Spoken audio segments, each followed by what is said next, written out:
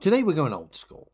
The old Gemini mission, Gemini 10, to prepare astronauts supposedly to walk upon the moon. Also to dock whilst orbiting the moon. And the star of this clip is the Agena docking craft, which we can see on our screen. We can see a big antenna here, which is known as the dipole radar antenna, which the astronauts in their craft, as they approached the Agena docking craft, simulating orbiting the moon and docking, they use radar and this dipole radar antenna to gauge the distance between the two craft to enable them to dock safely, okay? But the problem is, when we zoom in on the dipole radar antenna,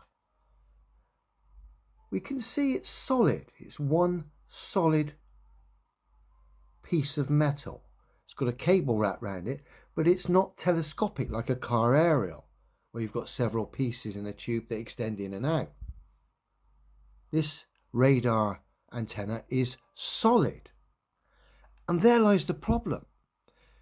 Because as you're going to see now when we look at the clips here, the radar antenna is actually bigger than the actual spacecraft, the width of the spacecraft. And with it not being telescopic, that's a bit of a problem.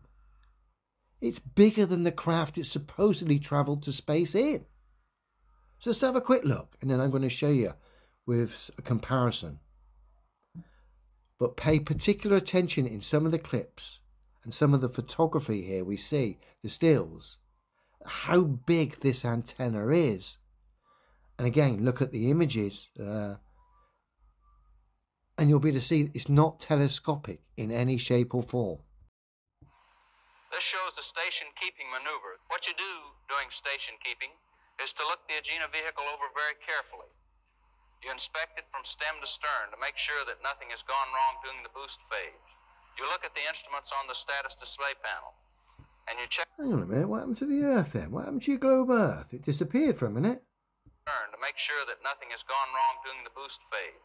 You look at the instruments on the status display panel. Ridiculous. And you check the equipment over thoroughly to make sure that it's okay for the docking maneuver. We've taken many pictures of this because it's quite a sight. Quite a sight. It is. Look how big that antenna is in comparison to the craft. And remember, it's not telescopic. That vehicle is 26 feet long. It holds about 3,000 pounds of propellant. Size of that antenna. And we were awfully glad to see her.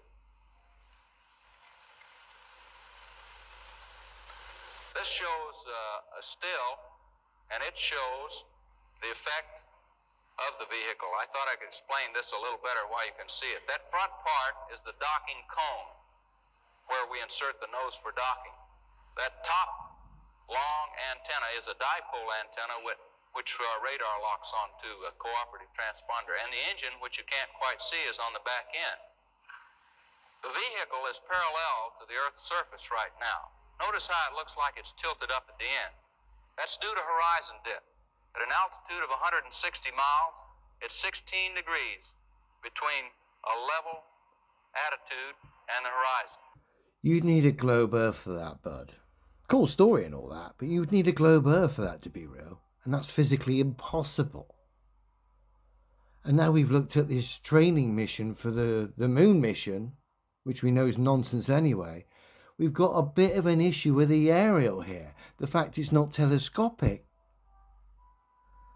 And the model stroke prop department here didn't think this one out too well, did they?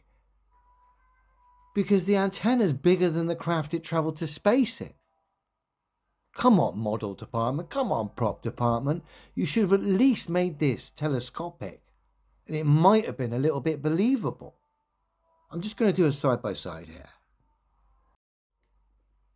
So what I've done here is do a side-by-side of the same craft, the Agena docking craft, using the bottom one as a reference and its antenna, showing its antenna to reach the outside edge of the top one. And by doing that, when I fade one to the other, you can see the gap in between the two craft. And it gives you some idea of how much bigger that antenna is over the craft it supposedly traveled to space in. It's too big. And the fact that antenna is not telescopic is a problem. Now, space fans, I'm sure you're going to come up with some gibberish in the comment section to try and justify this model stroke prop.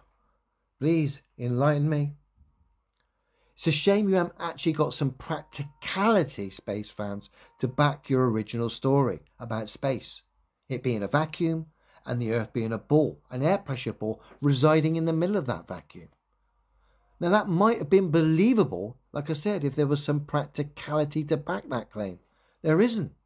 Just the mere fact that every demonstration showing an air pressure system residing next to a vacuum shows it needs solid separation to separate those two systems from each other. That one demonstrable fact alone destroys space. And then when you look at the old space stuff, I gotta say, I just love it. Have a good weekend, everyone.